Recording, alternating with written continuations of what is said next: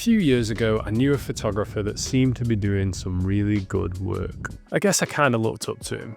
He had a good style, people liked his work, and he seemed to have a bit of a following. It seemed, from the outside, to be going really good.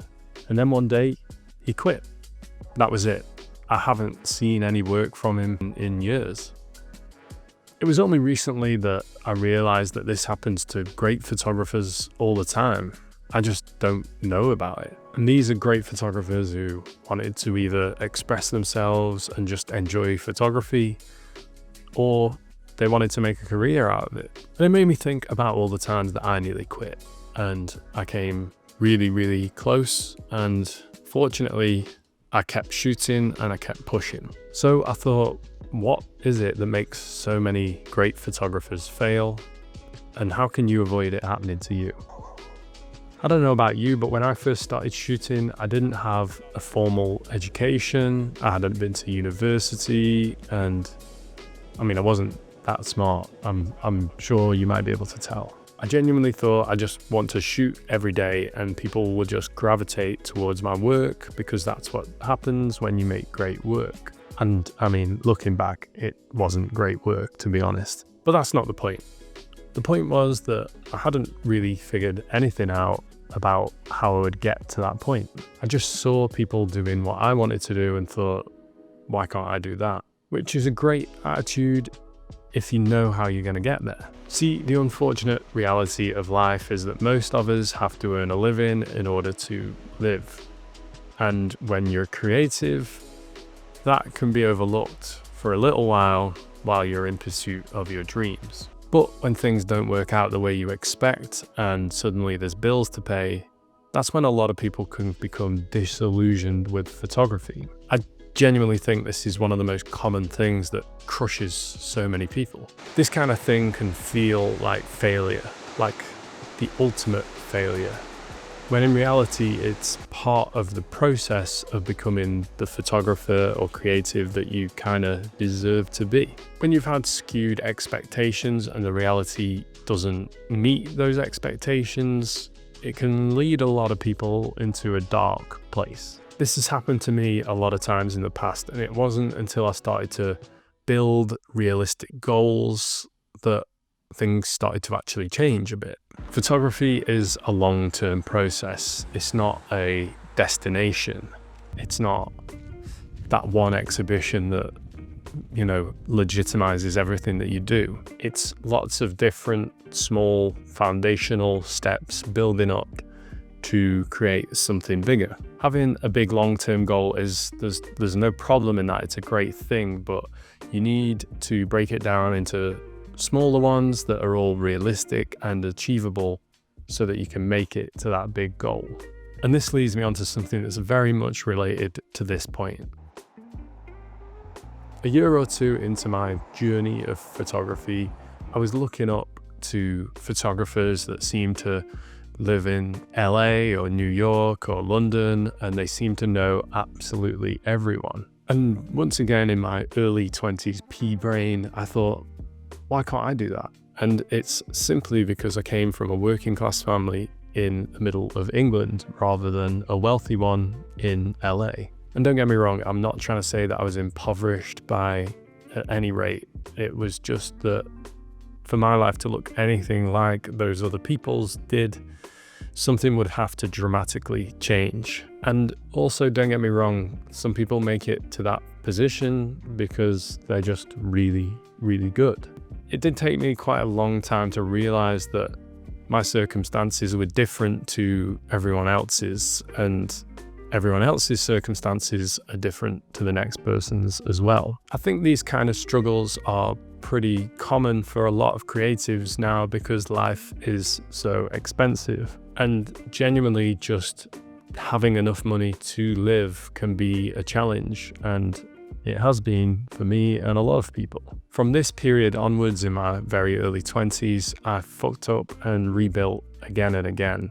And it's only just now in the ripe old age of 29 that I actually feel like I'm starting to understand my place as a photographer. Other people might have it easier than you. They might have rich parents, they might have a the best education, they might have influential friends, they might have any number of advantages and privileges that you don't have. Since most of the way that we see the people that we look up to is through social media, they only really show you what they want you to see. And once again, I am not dissing anyone. If you're doing well, then that's great. I'm just talking for the person that looks up to those kinds of people, that you don't know what kind of privileges that they have that helped them get to that point. So we can't always fairly compare ourselves to these people.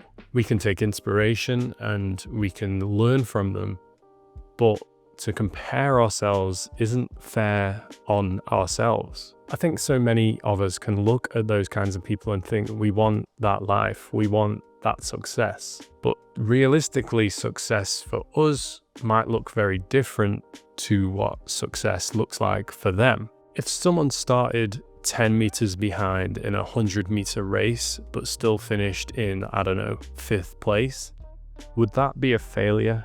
If you're starting so much further behind in, you're in a bad location, you don't have many connections, you don't have much money behind you, you just come from a completely normal family, then success looks different. And I think that's a lesson that a lot of photographers and creatives learn too late. If we look at it like that, if we look at it in reality, then we can celebrate the reality of our success. And this point is kind of in two parts, because it's not just about how we compare ourselves with other people, but also how those circumstances might affect us. A lack of a stable income or parents who might financially support us can lead to an early end to a creative's career. And that's a reality that so many at the top might never ever have to worry about. So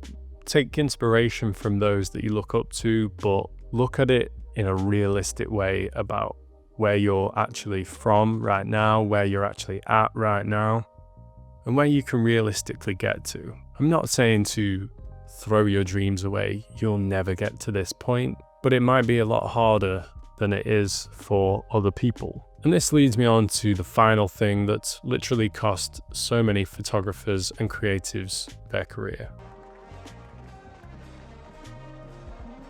And I know I'm telling it from my point of view, but I just want to make it clear that I'm not saying that I'm a great photographer. But throughout most of my early career, I believed pretty heavily in social media.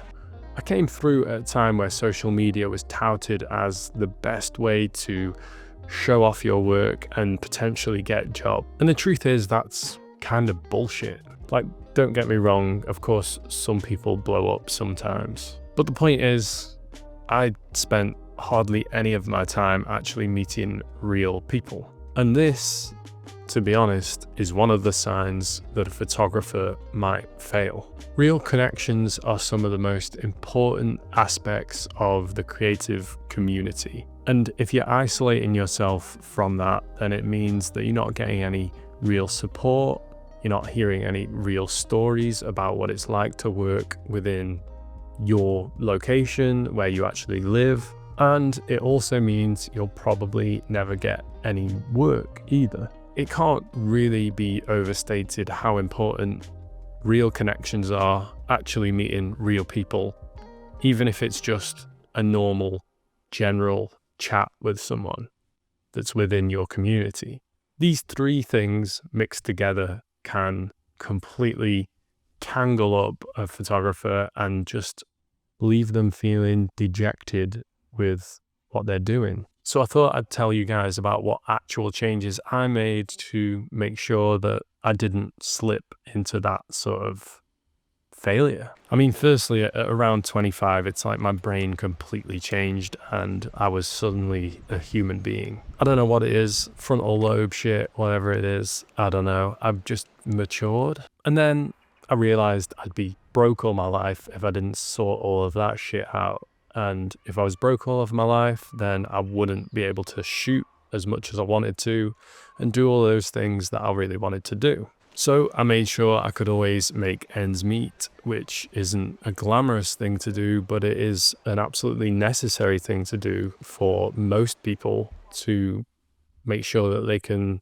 do the creative things they want to do while also paying rent and stuff. It also means you can take more risks, because if something doesn't pay off, it doesn't mean you're going to go broke. It just means that that thing didn't work, and that's okay. Then I invested in learning, and for me, I can only really learn things that I'm actually interested in.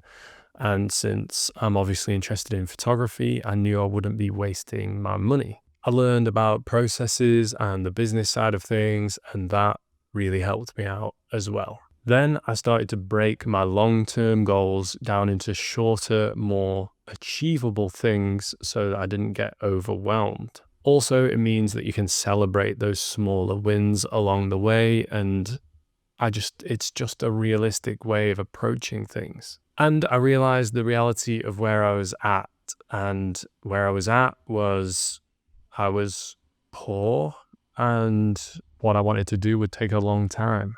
I realized that if I was going to get to where I wanted to get to, then my journey was going to probably take longer than it did for the people that I looked up to. And that was okay. That was a bit more freeing, because you take a bit of pressure off and say, perhaps I can reach where I want to reach, but it'll just be a bit harder than I thought. I genuinely think that those things are pivotal when it comes to the longevity of a photographer and of a creative in general. So don't let yourself fall through the cracks. If it helps, then type it out and actually put out there, like, what are my goals? What do I actually want to achieve? Where do I actually want to get to?